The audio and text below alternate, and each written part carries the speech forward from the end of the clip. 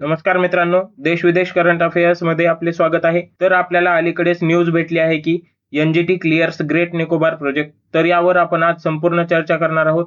जर तुम्ही पहिल्यांदाच या चॅनलवरती हा व्हिडिओ पाहत असाल तर नक्की या चॅनलला सबस्क्राईब करून घ्या. यामुळे आम्हाला असे व्हिडिओ बनवायला खूप प्रोत्साहन भेटते. चला तर मग सुरू करूया. काय चालू आहे यावरती चर्चा आणि ग्रेट निकोबार प्रोजेक्ट ऍक्च्युली मध्ये काय आहे यावरती आपण पाहूयात.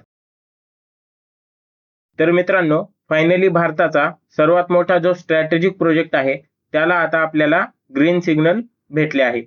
तुम्ही येथे जसे पाहू शकता, द इंडियन एक्सप्रेसची बातमी आहे, NGT clears great Nicobar project.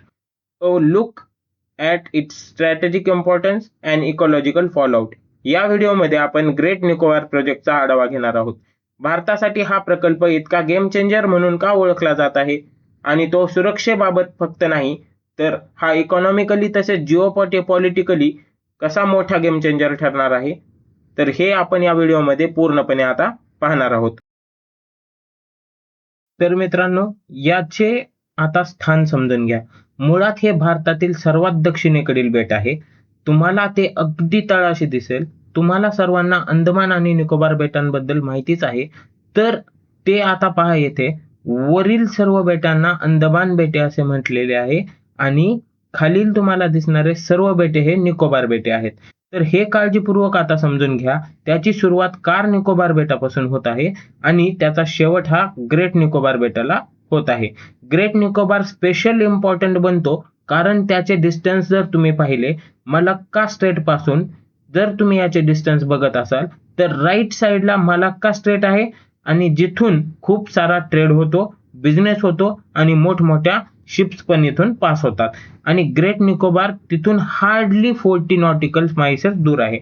त्यामुळे त्याचे लोकेशन खूपच स्ट्रॅटेजिक ठरत आहे. याचं लोकेशन हे इतकं स्ट्रॅटेजिक आहे, याच लोकेशनमुळे हा प्रोजेक्ट आता पॉलिटिकली पण खूप जास्त सिग्निफिकंट बनत चाललेला आहे. इथे जेव्हा आपण great Nicobar mega infrastructure project बद्दल बोलत आहोत, तर हे नेमकं काय आहे? तर यामध्ये साधारण 90,000 करोड प्लस म्हणजे अप्रॉक्सिमेटली 10 ते 11 बिलियन डॉलर प्लस इतका खर्च केला जाणार आहे. हा एक मल्टी कंपोनंट डेव्हलपमेंट प्रोजेक्ट आहे, ज्यामध्ये खूप साऱ्या गोष्टीचा समावेश केलेला आहे. म्हणजे या आयलंडवर हा ग्रेट निकोबार आयलंड तुम्ही पाहत आहात, येथे बरेच काही डेव्हलप होणार आहे. इनफॅक्ट इथे तुम्ही पाहू शकता, ही झूम इन पिक्चर आहे. हा ग्रेट निकोबार आयलंड आहे आणि याचा जो पार्ट खालच्या बाजूला हायलाइटेड आहे तो सदर्न टिप, याच भागामध्ये खूप सारे प्रोजेक्ट्स येणार आहेत. राईट साईडला तुम्ही पाहत आहात, इथे पोर्ट आहे, एअरपोर्ट आहे, टाउनशिप आहे, पॉवर प्लांट आहे. हे सगळं तुम्हाला या प्रोजेक्टमध्ये पाहायला भेटणार आहे. म्हणजे एक मोठं अर्बन सेटलमेंट तिथे करण्याचा प्रयत्न केला जाणार आहे. तिथे dual use civil military logistic centre तयार होणार आहे.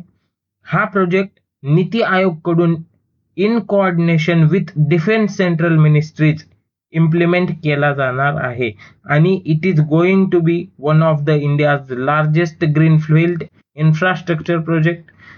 जर आपण आयलंड टेरिटरीची बात करत असू तर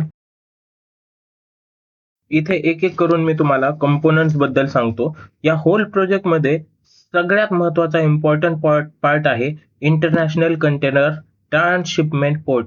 म्हणजे एक असा पोर्ट बनवला जाईल जिथे मदर वेसल्स येऊ शकतील.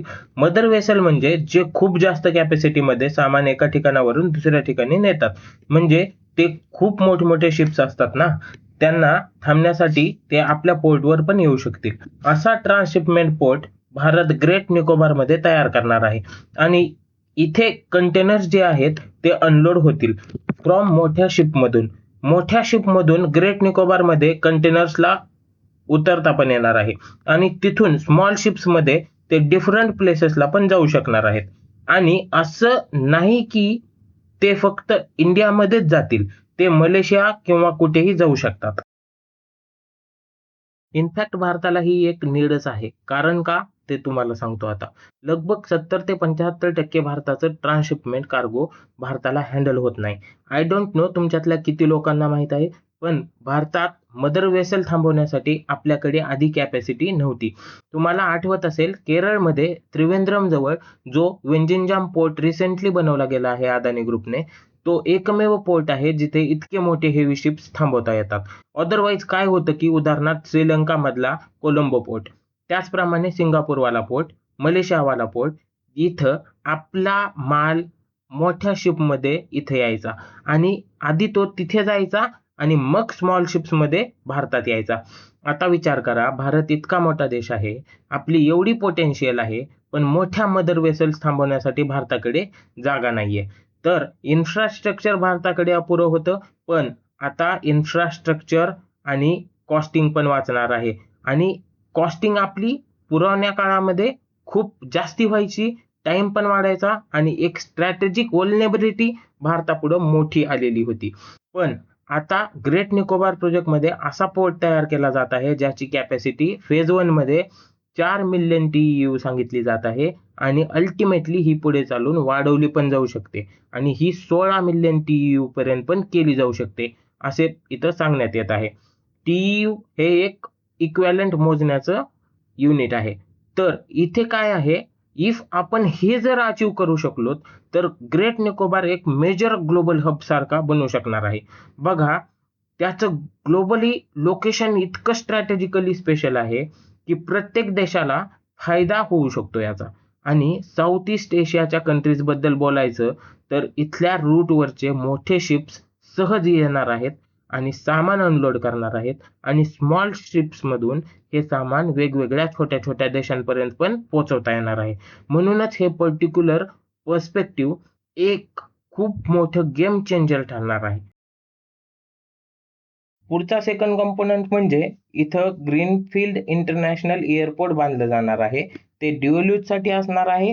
सिव्हिलियन ट्रॅफिक देखील येथे हँडल केले जाणार आहे आणि आपण सुद्धा येथे जाऊ शकणार आहोत. तसेच मिलिटरी एअरक्राफ्ट इथे ऑपरेशन्स देखील परफॉर्म करू शकणार आहेत सेम एअरपोर्टचा यूज करून. यामुळे लॉजिस्टिक्स आणि इमर्जन्सी मध्ये दिले जाणारे रिस्पॉन्सेस हे सुद्धा खूप मजबूत होणार आहेत आणि हे एअरपोर्ट क्रिटिकल म्हणून आहे कारण करंटली येथे जाण्यासाठी जी कनेक्टिव्हिटी आहे ती खूपच लिमिटेड आहे. याशिवाय एका इंटिग्रेटेड टाउनशिप मध्ये याचे रूपांतरण केले जाणार आहे. इथे residential complexes, administrative buildings, schools, hospitals सगळं दैनंदिन जीवनामध्ये लागणाऱ्या गोष्टी इथं उभार केल्या जाणार आहेत. इथे पुढे चालून 1 ते 3 लाख पॉप्युलेशन रहिवासी राहणार आहे. याशिवाय मित्रांनो, पॉवर आणि युटिलिटी इन्फ्रास्ट्रक्चर खूप महत्वाचा आहे कारण हा संपूर्ण प्रकल्प सेल्फ सस्टेनेबल बनवायचा असेल तर या सर्व सुविधांची आवश्यकता आहे. तिथे ग्लास बेस्ड आणि सोलार हायब्रिड पॉवर प्लांट उभारला जाणार आहे. तसेच water treatment system, digital infrastructure, roads and international connectivity यावरही भर देण्यात येणार आहे. यामुळे हे ठिकाण पूर्णपणे सेल्फ सस्टेनेबल होणार आहे. खैर, आता याचं स्ट्रॅटेजिक सिग्निफिकन्स काय आहे मी तुम्हाला सांगतो. पहिला मुद्दा म्हणजे control over the key say lines. म्हणजे तुम्हाला मलक्का स्ट्रीट बद्दल मी मागच सांगितलं, ते खूपच क्रिटिकल आहे आणि हे सगळं तुम्ही जाणतातच. इथून ग्लोबल ट्रेडचा मोठा हिस्सा या रूटने जातो. तसेच most east Asian oil import सुद्धा याच रूटने होतात. त्यानंतर massive container traffic between Europe and Asia हेही याच रूटवरून होतं. म्हणून जर ग्रेट निकोबार मध्ये मलक्का स्ट्रीटच्या जवळ आपल्याकडे इतकं इन्फ्रास्ट्रक्चर आणि कॅपॅसिटी उभारली गेली तर या चोक पॉइंट जवळ आपली प्रॉक्सिमिटी वाढणार आहे मित्रांनो आणि यामुळे मेरीटाईम सर्व्हिलियन्स इम्प्रूव्ह पण होणार आहे. यू नेवर नो मित्रांनो, in future what kind of problems will be in front of you आणि कोणकोणते क्रायसिस तुमच्या समोर उभा टाकणार आहेत हे आपल्याला माहित नाही. चायनामुळे कोणतं क्रायसिस उभा टाकणार आहे, अमेरिका काय करणार आहे, आपल्याला काहीही माहित नाही मित्रांनो. आणि अशा वेळी तिथे आपलं प्रेझेन्स असणं खूप नेसेसरी ठरतं. याशिवाय याचं मिलिटरी सिग्निफिकन्स देखील खूप आहे आणि हे जे आयलंड आहे, मी तुम्हाला सांगतो मित्रांनो, भारतामध्ये अंदमान आणि निकोबार कमांड ही एकमेव ट्राय सर्व्हिस मिलिटरी कमांड होणार आहे, जिथं ग्रेट निकोबार बेट हे खूप महत्वाचे आहे. आणि जसं जसं इथं इन्फ्रास्ट्रक्चर वाढणार आहे तसं तसं आपल्या ट्रूप्सची मुवमेंट पण वाढणार आहे आणि इथून नेव्हल डॉकिंग फॅसिलिटी खूप बेटर पद्धतीने आपली होणार आहे आणि एअर ऑपरेशन सुद्धा आपले स्ट्रॉंग होणार आहेत.